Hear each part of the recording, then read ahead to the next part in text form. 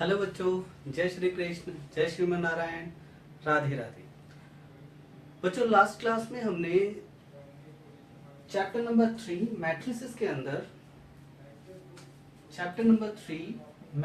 के अंदर हमने एडिशन, सब्ट्रैक्शन और मल्टीप्लिकेशन तीनों चीजें पढ़ी थी। एडिशन, सब्ट्रैक्शन और मल्टीप्लिकेशन हमने तीनों चीजें पढ़ी थी चैप्टर नंबर 3 में। मल्टीप्लिकेशन हमने 2x2 मैट्रिक्स का भी करा था, जिसका ऑर्डर 2 होता है। 2x2 मैट्रिक्स यानी ऑर्डर 2 वाले मैट्रिक्स और ऑर्डर 3 वाले मैट्रिक्स, दोनों का मल्टीप्लिकेशन हम देख चुके हैं। आज इनसे रिलेटेड कुछ क्वेश्चंस और मैंने कुछ एग्जांपल्स करे थे आप लोगों के लिए, और आपको कुछ काम दिया कि 3.2 एक्सरसाइज में से कुछ क्वेश्चंस आपने ट्राई कर लें। आज हम उससे आगे बढ़ते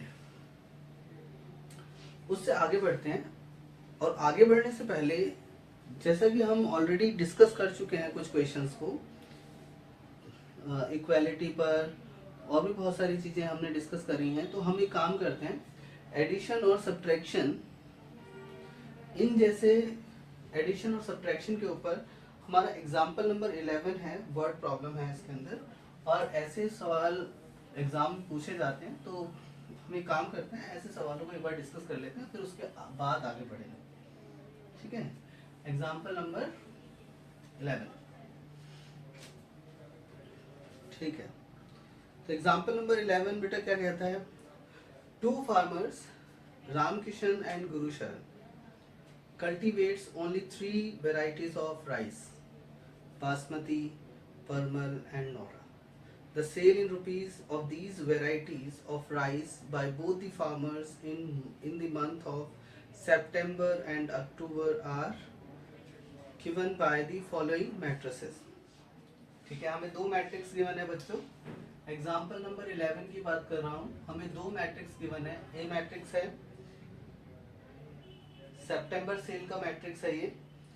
10 ए मैट्रिक्स हमें गिवन है सेल का 10,000 और 20,000, 30,000, 10,000, 20,000 एंड 30,000। ये हमारा एक मैट्रिक्स है। तो पहली जो रो है ये राम किशन की दे रखी है। ये फर्स्ट रो हमारे पास राम किशन की है। ठीक, दूसरी रो हमारे पास है 50,000, ये सितंबर सेल है। ठीक है, 50,000 ज्यादा ऊपर हो गया, यहाँ पर लिख देता हूँ, सितंबर की सेल है ये। ठीक है, 50,000, 30,000, 10,000, 50,000, 30,000, 10,000, ये है हमारे पास। और ये गुरु शरण का दे रखा है, गुरु शरण। ठीक है, तो राम किशन ने सितंबर में जो सेल की है वो 10,000, 20,000, 30,000 की करी। बच्चों यहाँ लिख देता हूँ बी फॉर बासमती, सेकंड परमल और थर्ड है नौरा। तो ये परमल की कितनी सेल हुई है यहाँ पर? 20,000, नौरा की 30,000, और ऐसे ही गुरुचरण ने 50,000, 30,000, 10,000 रेस्पेक्टिव राइस की सेल करी है सितंबर में। और अक्टूबर में इन दोनों की जो सेल हुई है बच्चों, वो बी मैट्रिक्स से डिनोटेड है। ये है 5,000, 10,000, 6,000, 5,000, 10,000 एंड 6,000। दूसरा है हमारे पास 20,000, 10,000, 10,000, 20,000, 10,000, 10,000। ये ऊपर वाला रामकिशन की सेल है और नीचे वाली गुरु शरण की सेल है। ये दोनों हमें गिवन है, ये अक्टूबर की सेल है। ठीक है बच्चों, ये अक्टूबर की सेल है और ऊपर वाली सितंबर की सेल है। सबसे पहला क्वेश्चन जो पूछा गया है वो है, find the combined sales in September and October for each farmers in each variety. दोनों ही फार्मर्स की कंबाइंड सेल निकालनी है। दोनों फार्मर्स ने कुल मिलाकर दोनों महीनों में कितनी सेल करी है, हमें ये निकालना है। ठीक है, अक्टूबर की और सितंबर की। तो फर्स्ट का आंसर लिखेंगे कंबाइंड सेल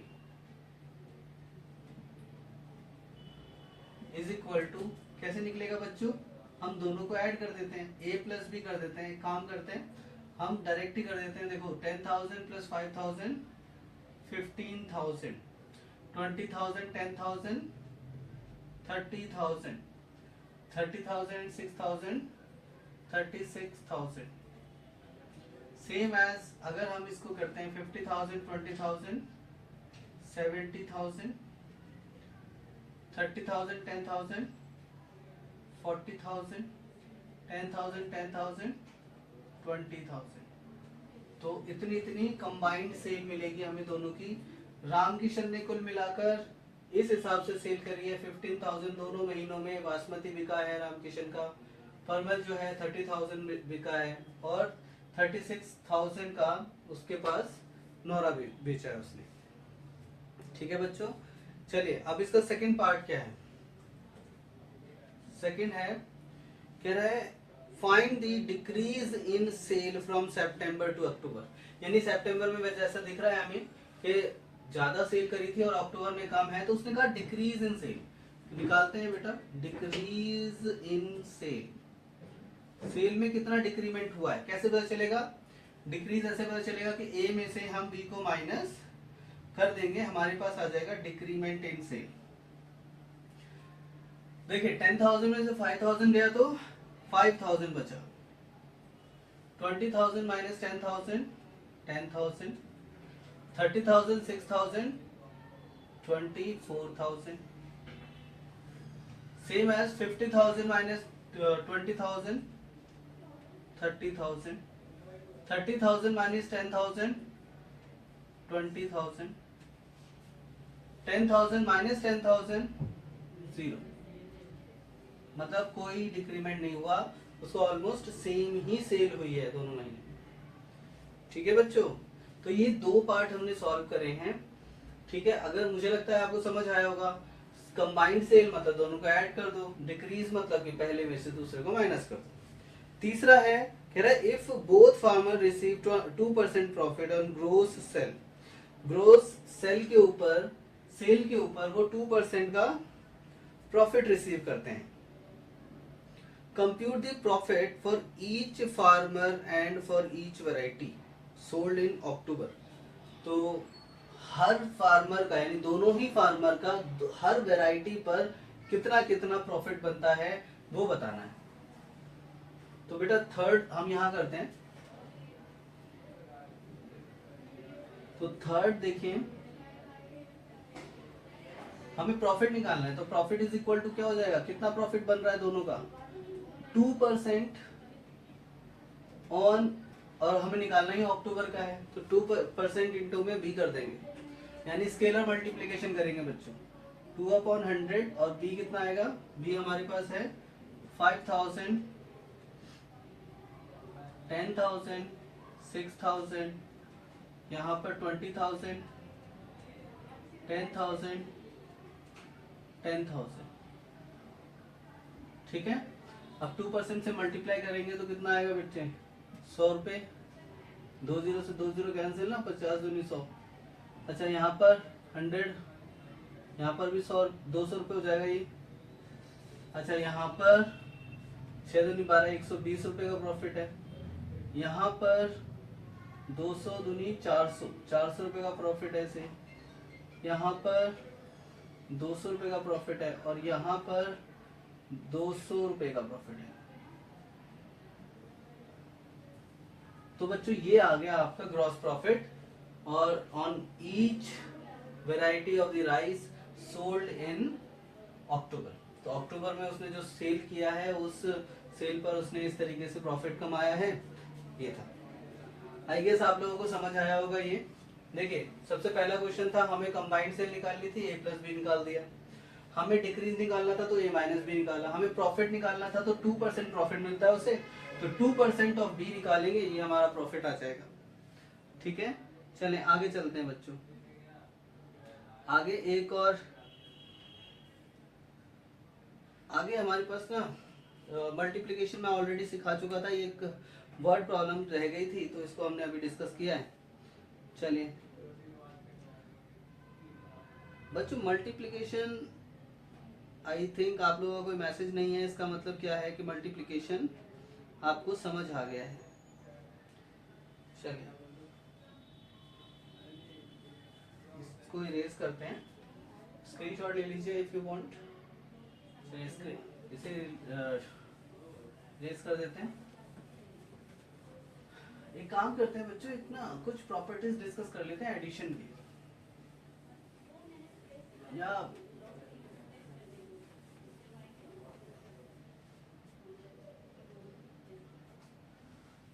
एडिशन में प्रॉपर्टीज ऑफ मैट्रिसेस।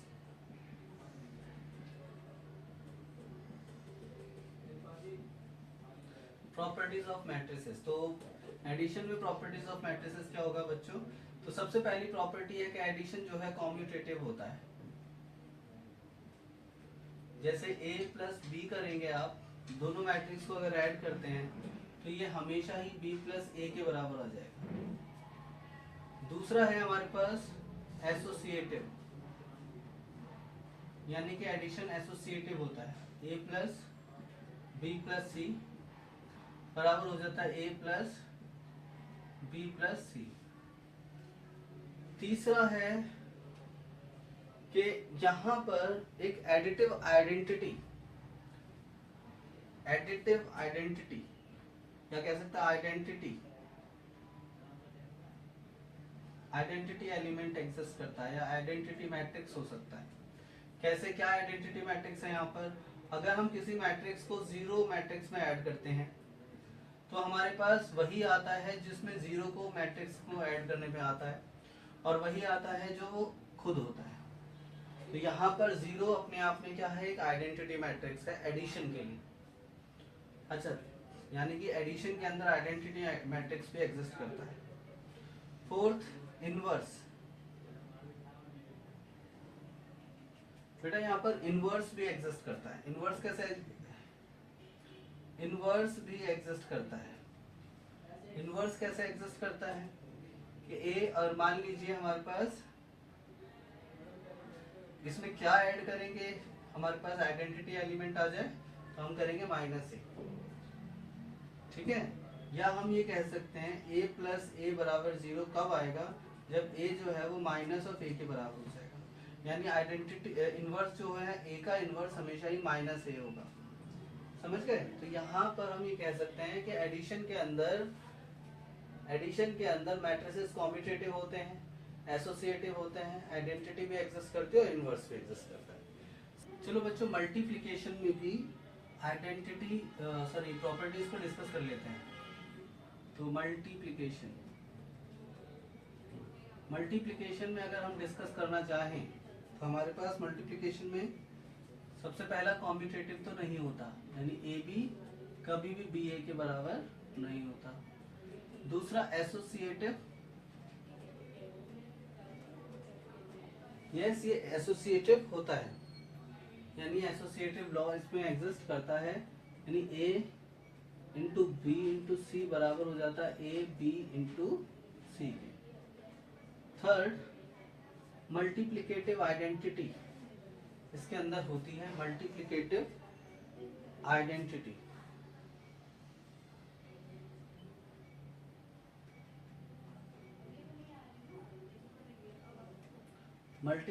आइडेंटिटी होती है इसमें। कैसे?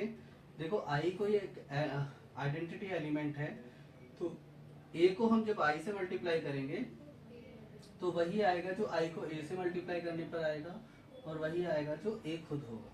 तो मल्टीप्लिकेटिव आइडेंटिटी यहाँ एग्जिस्ट करती है। चलिए बच्चों, आप इसका स्क्रीनशॉट ले लीजिए, फिर उसके बाद हम आगे चलते हैं। चलिए बच्चों, स्टार्ट करते हैं। Example number 18। एक काम करते हैं, एग्जाम्पल नंबर 18 स्टार्ट करते हैं। एग्जाम्पल नंबर 18, और एग्जाम्पल 18 में क्या कह रखा है? आपको ए गिवन है, एक मैट्रिक्स है 1 2 3 3 -2 1 4 2 1। और हमें प्रूफ करना है कि A cube plus minus 23a minus 40i is equal to 0। तो बच्चों ए हमें गिवन है और ये हमें प्रूफ करना है। एक काम करते हैं, सबसे पहले तो ए क्यूब कैलकुलेट करने की कोशिश करते हैं। ए क्यूब के लिए हमें सबसे पहले ए स्क्वायर निकालना होगा और ए स्क्वायर को हम लिख सकते हैं ए इंटू ए की जगह ए की वैल्यू लिखिए 1 2 3 3 माइनस 2 1 4 2 1 और दूसरे ए की वैल्यू 1 2 3 3 माइनस 2 1 4 2 1। जब हम इसे सॉल्व करेंगे तो क्या मिलेगा हमें? 1 इंटू 1 1, 2 3 ज़ा 6 और 3 4 ज़ा 12। ऐसे 1 2 ज़ा 2, 2 2 ज़ा माइनस 4, 3 2 ज़ा 6, 1 3 ज़ा 3, 2 1 ज़ा 2, 3 1 ज़ा 3। सेम ऐसे 3 1 ज़ा 3, माइनस 2 3 ज़ा 6, 1 4 ज़ा 4, 3 2 ज़ा 6, माइनस 2 2 ज़ा 4, 1 2 ज़ा 2, 3 3 ज़ा 9, माइनस 2 प्लस में 1। कैसे देखो 3 2 3 3 ज़ा 9, माइनस 2 और ये वाला 1 1। 4 से करेंगे 4 1 ज़ा 4, 4 1 ज़ा 4, 2 3 ज़ा 6, 1 4 ज़ा 4, 4 2 ज़ा 8, 2 2 ज़ा माइनस 4, 1 2 ज़ा 2, 4 3 ज़ा 12, 2 1 ज़ा 2 और 1 1 ज़ा 1। तो ये आ गया बच्चों। ऐड कर दीजिए इनको। 12 और 6 18 और 1 19, 6 में से 4 गए 2 बचे, माइनस 2 प्लस 3 1, 6 4 10 4 14। ऐसे ही 6 में से 4 गए 2 बचे, 2 और 2 4, 4 2 6 और 6 12, 8 में से 4 गए 4 और 2 6, 3 और 2 5 और 3 8, 9 में से 2 गए 7, 7 और 1 8, 12 और 2 14 और 1 15। ठीक, ये हमारे पास आ गया बच्चों ए स्क्वायर।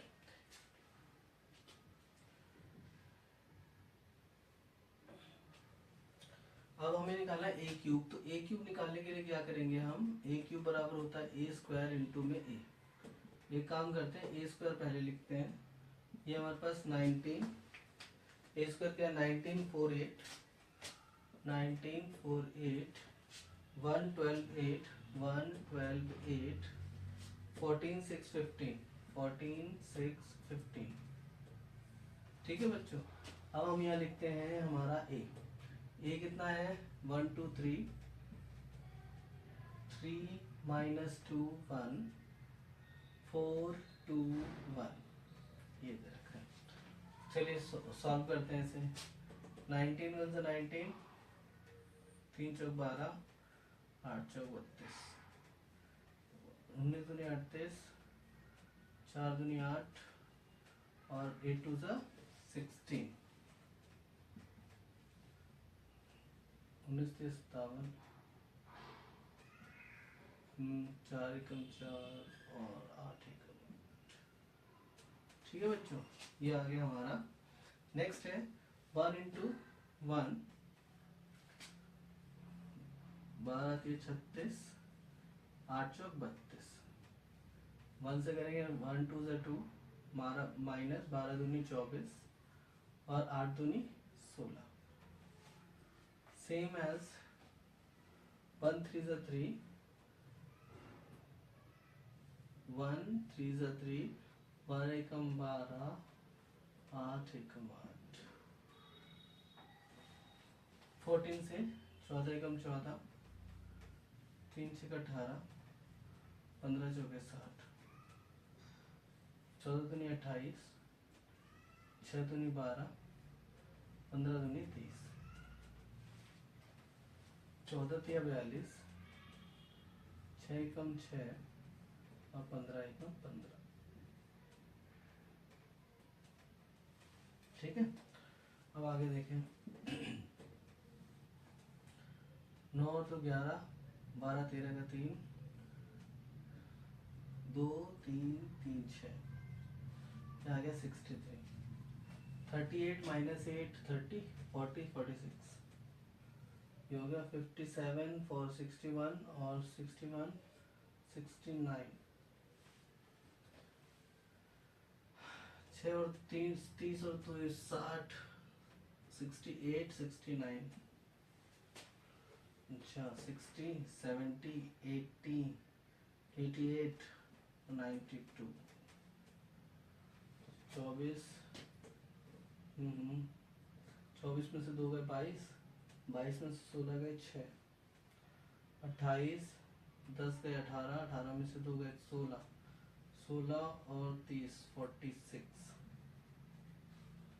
यहाँ पर देखें 12 और 3 15, 15 और 8 15 और 5 20 और 3 23। अच्छा 42 और 6 48, 48 10 58, 58 और 5 63।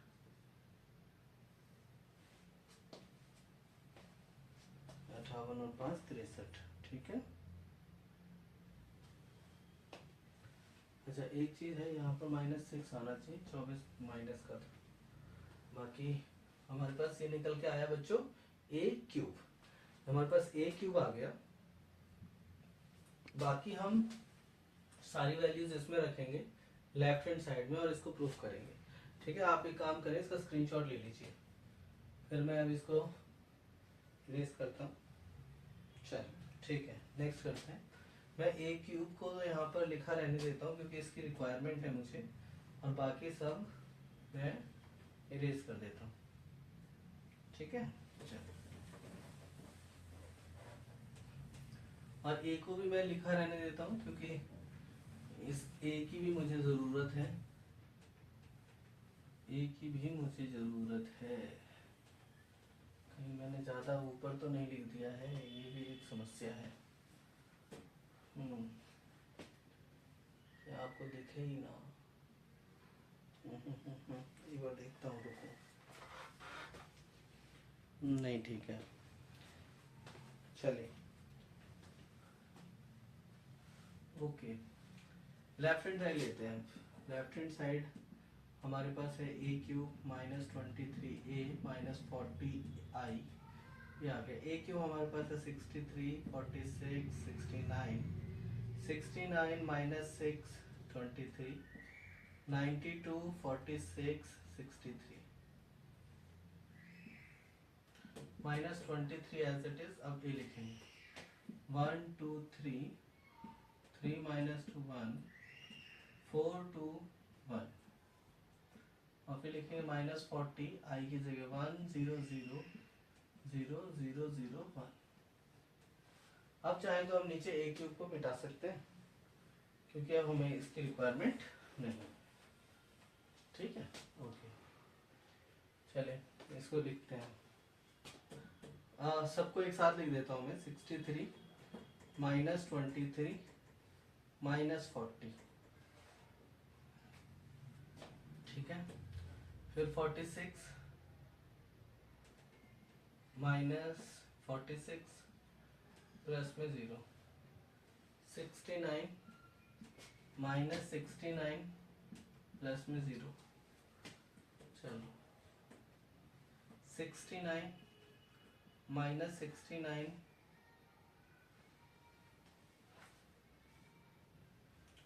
और प्लस में 0, फिर -6 प्लस में 46 माइनस में 40, फिर थर्ड वाले पे ना 23 -23 प्लस में 0,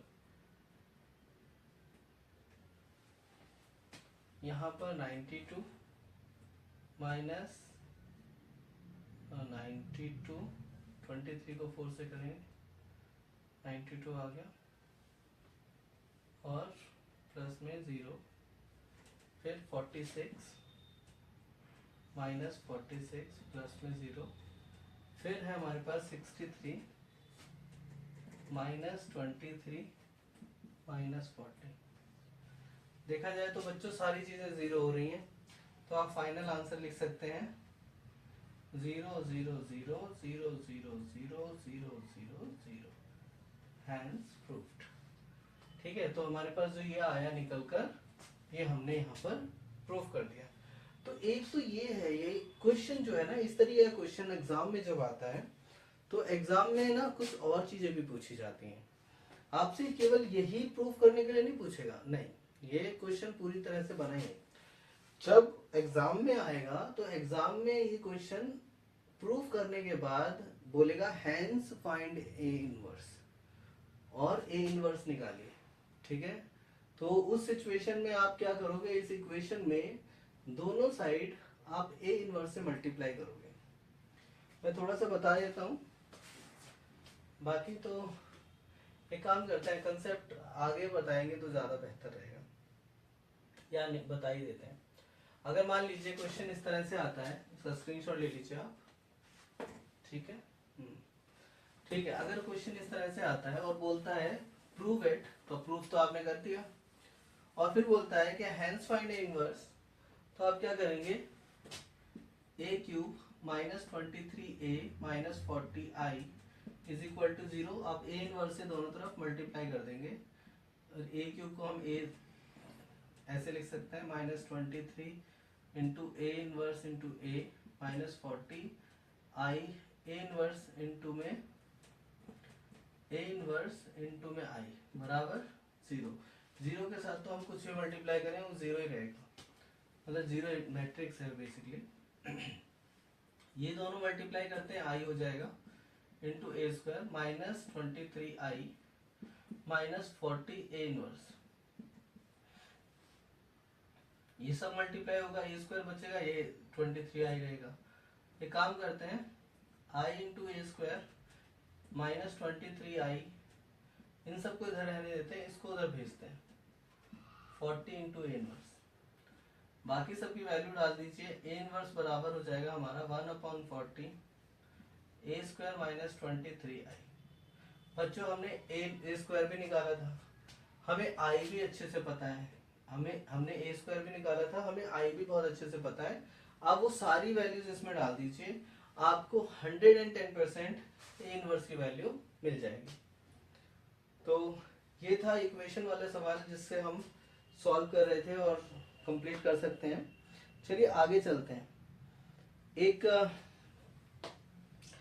और क्वेश्चन है, एग्जाम्पल नंबर 19 लेते हैं, क्योंकि हमें ये एग्जाम्पल सारे हमारे छूट रहे थे और एक्चुअल में ये इम्पोर्टेंट भी है सारे एग्जाम्पल। चलिए एग्जाम्पल नंबर 19, एग्जाम्पल नंबर 19 कहता है, इन अ legislative assembly election political group hired a public relations firm to promote its candidate in 3 ways: telephone, house calls and letters। यानी कि लोगों को क्या करेंगे, टेलीफोन करेंगे, उनके हाउस कॉल्स करेंगे और लेटर्स भेजेंगे। The cost per contact is given by matrix A. तो ये कॉस्ट है, कॉस्ट क्या दे रखी है भाई, कॉस्ट दे रखी है, पैसेज में दे रखी है 40 पैसे, 100 पैसे और 1 और 50 पैसे। ठीक है, ये है हमारी कॉल की कॉस्ट, ये है हमारा हाउस कॉल, और ये हमारे पास है लेटर की कॉल। अगर हम लेटर भेजते हैं तो ये कॉस्ट आएगी। अगर मान लीजिए हमारे पूरे असेंबली मतलब हमारे number of contacts of each type made in 2 cities, 2 अलग अलग सिटीज में जो कॉन्टेक्ट्स बनाए गए वो कुछ इस तरह से हैं, 1000, 500 एंड 5000। ये एक्स सिटी के अंदर बनाया गया कॉन्टेक्ट है, और वाई सिटी में है 3000, 1000, 10,000, ये वाई सिटी में बनाए गए। ठीक है, find the total amount spent by the group in 2 cities X and Y. तो बेसिकली ये कितना, ये टेलीफोन का है, ये हाउस कॉल का है, और ये लेटर का है। इतने को लेटर दिए गए, इतने को हाउस कॉल किया गया, इतने को टेलीफोन किया गया। यहाँ पर भी कॉल की जगह टेलीफोन लिख देता हूँ बच्चों। ठीक है, तो हमें टोटल कॉस्ट बतानी है। टोटल कॉस्ट कैसे निकलती है? टोटल कॉस्ट निकालने का तरीका सिंपल है कि हम अमाउंट को नंबर से मल्टीप्लाई कर देते हैं, हमारे पास टोटल कॉस्ट आ जाएगी। तो एक काम करते हैं, हमें टोटल कॉस्ट के लिए निकालना पड़ेगा b को a से मल्टीप्लाई करना पड़ेगा, क्योंकि a को b से करेंगे तो 40 जो है वो 100 से मल्टीप्लाई हो गया, फिर इसके आगे कुछ है ही नहीं, तो नीचे 3000 से कौन मल्टीप्लाई होगा। और दूसरी बात 3000 वाई सिटी का निकलेगा, और वाई सिटी में भी टेलीफोन का कॉस्ट होना चाहिए, तो वो नहीं आएगा। तो हम b इंटू ए करेंगे। b पहले लिखेंगे कि 1000, 500, 5000, 3000, 1000 और 10,000। जो जिस चीज का कॉस्ट है वो जो चीज है उसको उसी के कॉस्ट से मल्टीप्लाई करना पड़ेगा, तब जाकर आंसर आएगा, अदरवाइज नहीं आएगा। 40, 100, 50। एक काम करते हैं, इसे सॉल्व करते हैं बच्चों। तो हमारे पास है, देखो ये सारे जो है इनसे मल्टीप्लाई होंगे। 1000 को 40 से मल्टीप्लाई किया तो 40,000 आ गया। 500 को 100 से करा तो 50,000 आ गया। 5000 को 50 से किया तो 25, और ये आ गया 40। ठीक है, 2,50,000। लेकिन रुपए नहीं हुए, अभी पैसे की बात हो रही है। नेक्स्ट वाले में जब इसको इससे करेंगे तो वाई सिटी का कितना आएगा, 3 3 चौक 12, यानी 1,20,000 पैसे। 1000 को इससे करेंगे तो 1 3 और 2 0 यहाँ पर। 10,000 को 50 से करेंगे तो 5 तो ऐसे आ गया, 1 2 3 4 5 0, ये आया टोटल। ये बच्चों टोटल जो कॉस्ट आ रहा है वो सब पैसों में आ रहा है। ठीक है, तो इनको ये सब पैसों में आ रहा है। पैसे आप लोगों को बहुत अच्छे से पता है कि 1 रुपए में 100 पैसे होते हैं, तो 100 से डिवाइड करके हमें पता चल जाए कितने रुपए बन रहे हैं। तो फिलहाल परेशान होने की आवश्यकता नहीं है। सब में 4 0 है तो 4 0 लगा लीजिए। अब कितना हुआ, 25, 5 और 5 10, 10 और 4 14 का 4 हाथ से लगा 1, 2 और 1 3, तो ये हो गया 3,40,000 पैसे। और दूसरे में सब में 4 0 तो है ही, ये 4 0 है, ये 4 0 है, और ये 4 0 है। तो 1 2 3 4 0 तो हमने लगा ही दिए। 50, 60, 70, 72, 72 आ गया बेटे।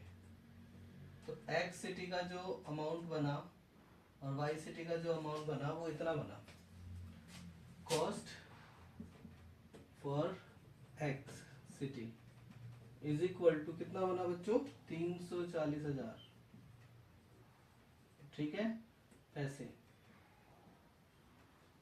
तो रुपए में कितना बना, 3400, 3400 रुपये बन गया। ठीक है, और cost for Y city, Y city के लिए कितना कॉस्ट बनेगा, तो ये बनेगा बच्चों 72, 1 2 3 4। ठीक है, तो इसको भी डिवाइड कर देंगे, इतने बचे पैसे।